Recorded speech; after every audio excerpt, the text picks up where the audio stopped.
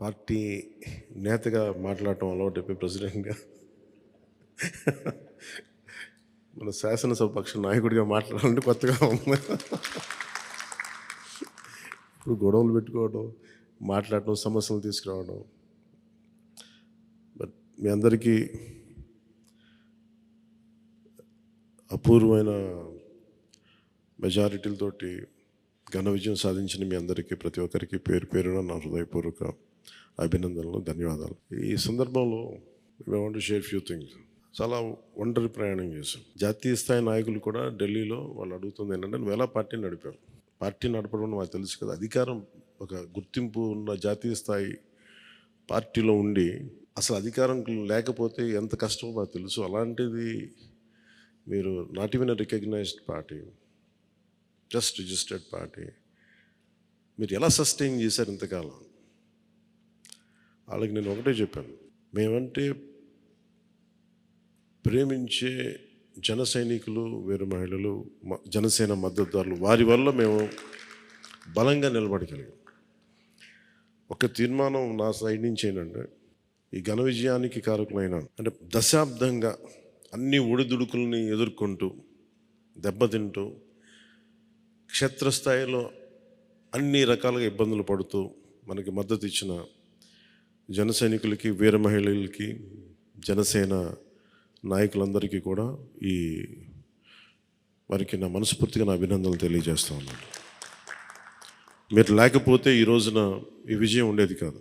అలాగే ఈ విజయం అసలు మనం చేసిన పోరాటానికి ముగ్ధులై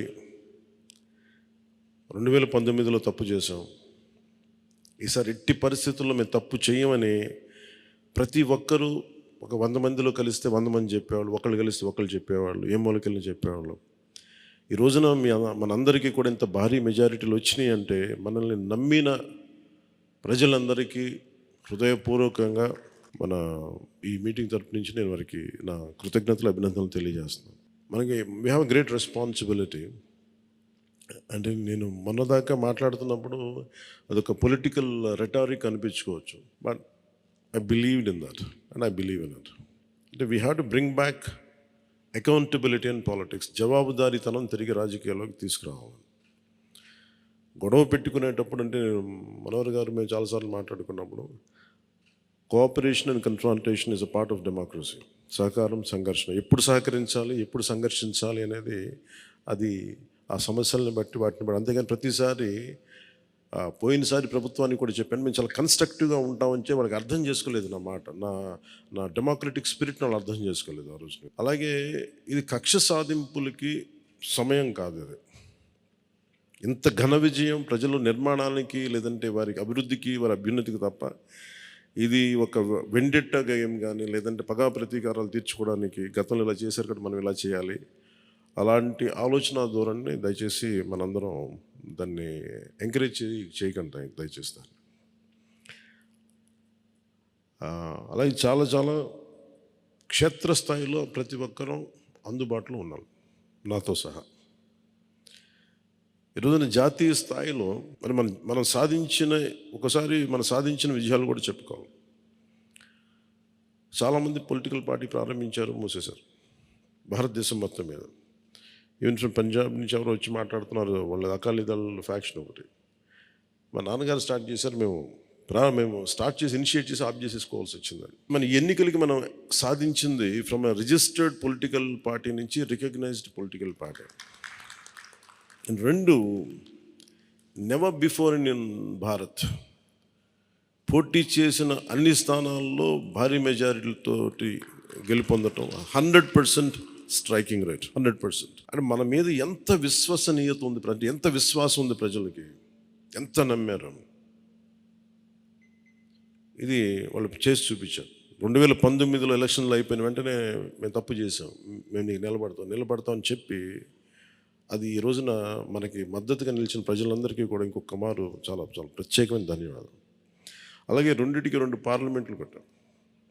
అంటే దాదాపు మీరు చూస్తే 2 పార్లమెంట్లు మనం ఇవి తీసుకుని దాదాపు ఒక 45 స్థానాల్లో మన ప్రభావితం ఉన్నట్టు మనం ఖచ్చితంగా డైరెక్ట్గా.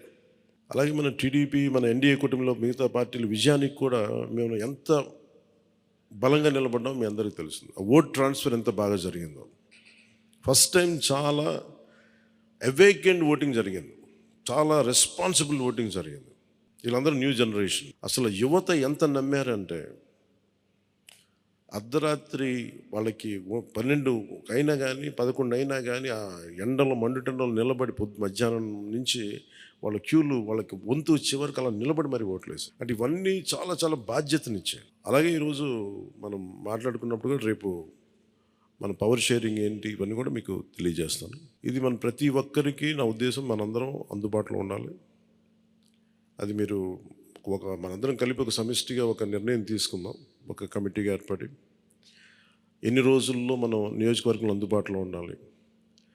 అలాగే ప్రభుత్వానికి సంబంధించి సమస్యలకు సంబంధించి ప్రజలకి ఎంతంత ఏ అవసరాలు ఉంటే మనం ఎలా అనుసంధానం చేసుకోవాలి మిగతా మన ఎన్డీఏ పార్ట్నర్స్ తోటి. అలాగే కేంద్రంలో ఇప్పుడు మనకి చాలా చోట్ల మన నియోజకవర్గాల్లో బ్రిడ్జ్ ఒక్కోసారి ఓవర్ బ్రిడ్జెస్ కానీ ఇవన్నీ కేంద్ర పరిధిలో ఉంటాయి. అవన్నీ మీరు చేయాల్సింది అంటే మన నియోజకవర్గపు సమస్యలు ప్రాధాన్యత అంటే యాజ్ పర్ ప్లీజ్ ప్రయారిటైజ్ చేసి మనం కొన్ని కేంద్రం ద్వారా జరిపించాల్సినవి ఉంటే అవి చేద్దాం. అలాగే ఇది మనం దేనికోసమైతే నిలబడ్డామో మాట ఇచ్చామో వాటికి నిలబడతాం. అలాగే పాలకొండకి మనం వెళ్ళినప్పుడు అక్కడ ఏనుగులు వచ్చి పంట పొలాలు ధ్వంసం చేస్తాయి. ప్రతి చిన్న చిన్న సమస్య. అలాగే irrigation projects, minor irrigation projects వీటికి చాలా తక్కువ నిధులతోటి 20-25 కోట్లతో అయిపోయే పనులు చాలా ఉన్నాయి. అండ్ మేజర్గా మన ఎలక్షన్స్లో మనం చెప్పింది విద్య, వైద్యం, ఉపాధి, సాగునీరు, తాగునీరు అండ్ లా అండ్ ఆర్డర్. ప్రజల మాన ప్రాణ ఆస్తుల సంరక్షణకి మనం చాలా చాలా జవాబుదారీతనంగా ఉండాలి. అలాగే మనకిచ్చింది ఇది ఎందుకంటే నెక్స్ట్ జనరేషన్ వచ్చింది, అది మనందరం అర్థం చేసుకోవాలి. పాత తరం రాజకీయాల్లాగా కూర్చోబెట్టి మన పవర్ని ఎక్సర్సైజ్ చేస్తూ ఉంటే కుదరదు. ఎందుకంటే ప్రజలు ఎంత మద్దతుగా నిలబడ్డారో వాళ్ళు అంతే బలంతో మనం నిలదీయగలరు. అది మనం దయచేసి మర్చిపోతుంది. నాతో సహా నేను మర్చిపోదాన్ని. అందుకని లెటర్స్ బి వాళ్ళు ఒకసారి కోపంతో ఒక మాట మాట్లాడినా అసహనంతో అది మనం భరించాలి తప్ప. అలాగే విమర్శించేటప్పుడు కూడా దయచేసి అది పర్సనల్ అటాక్స్ ఎవరికి వెళ్ళకండి. వాళ్ళని మీరు చూశారు కదా, పోయినసారి ఆయన గత ప్రభుత్వాన్ని హ్యాండిల్ చేసిన ముఖ్యమంత్రి గారు ఎన్ని మాట్లాడి నేను ఎందుకు స్పందించలేదు వ్యక్తిగతంగా అంటే అది ఆ ప్రెసిడెంట్ ఆపేద్దామని మనం ఎక్కడ చేయాలి. అలాగే పార్టీ మనందరం చేయాల్సింది టైమ్స్, పంక్చువాలిటీ, సరైన సమయానికి రావడం. మీరు కావాలంటే గంట ముందు రండి. నైట్ 1:30, 2:30 అని పడుకునేటప్పటికి. ఎందుకంటే ఇది మనం 5 సంవత్సరాల కాలాన్ని ఎంత సద్వినియోగం చేసుకోగలం దాని మీద ఆధారపడి ఉంటుంది భవిష్యత్తు. దయచేసి మనందరం నియమావళిని పాటిద్దాం. కొంత మనలో కూడా మనం వన్స్ ఇన్ ఎ వైల్ మనందరం కూర్చొని మేబీ ఓవర్ లంచ్, ఒక ఈవినింగ్ ఒక చాయ్ పే చర్చ అలాగా ఏమేం చేయాలి. అలాగే మనం కూడా కొంత కలుపుగోలుతనం చూపించాలి మిగతా పార్టీలు, మన ఎన్డీఏ కానీ బీజేపీ, మన ఎన్డీఏ పార్ట్నర్స్ అందరికీ కూడా. అంటే మనం ప్రత్యేకించి మనం ఎక్స్క్లూజివ్గా ఉండకుండా అందరితో మమేకం అవ్వాలి. అట్ ద సేమ్ టైం మనం నాట్ లూజింగ్ అవర్ ఐడెంటిటీ. అందుకని ఇవన్నీ దృష్టిలో పెట్టుకొని ఇప్పుడు మనం ఢిల్లీలో మనం చేసినట్టుగా మన ప్రధానమంత్రి గారి పేరుని నన్ను కూడా ప్రతిపాదించినట్టుగా ఈ రోజున రాష్ట్ర ఎన్డీఏ నాయకులు మనం ఎన్నుకోవాలి. మీ అందరికీ ఇంకొక మారు ధన్యవాదాలు తెలుపుకుంటాం. Thank you. జై హింద్.